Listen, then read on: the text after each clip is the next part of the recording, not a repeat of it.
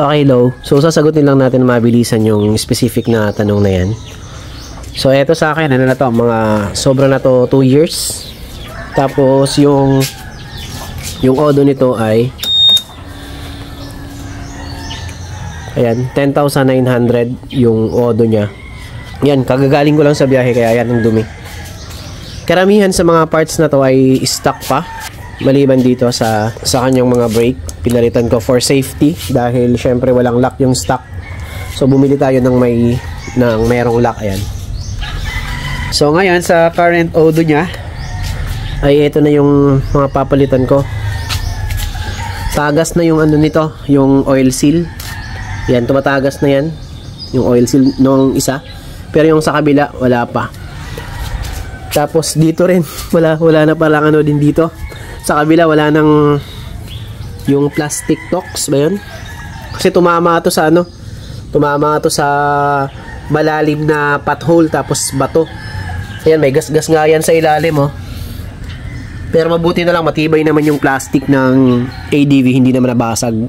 Malakas yung pagkakauntog niyan, eh. Okay. So yung sa ano ko, yung sa front tire ko, stock pa yan. And 10,000 odo.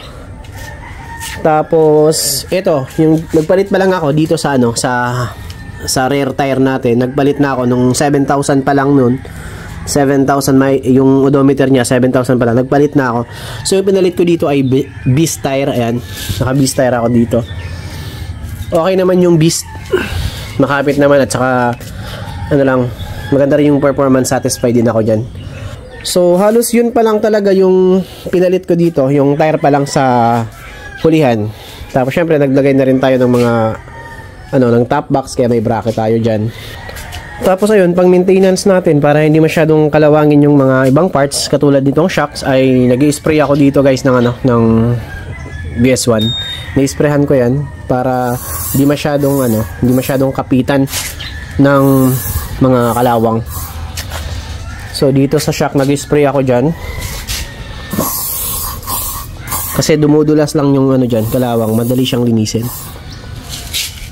At saka dito sa ilalim sa may T-post, sinisprayan ko din yan kasi prone yan sa dumi, sa kalawang. So para hindi siya kalawangin, ini-sprayan ko yan. Pero ayan nga, oh, medyo may mga ano na yan, may mga kinalawang na yan talaga dati. Tapos nung ginamitan ko nito, nung lagi ko na siyang nilalagyan, na minimize yung ano, pagka yung kanyang stains. So ayun lang, maraming salamat.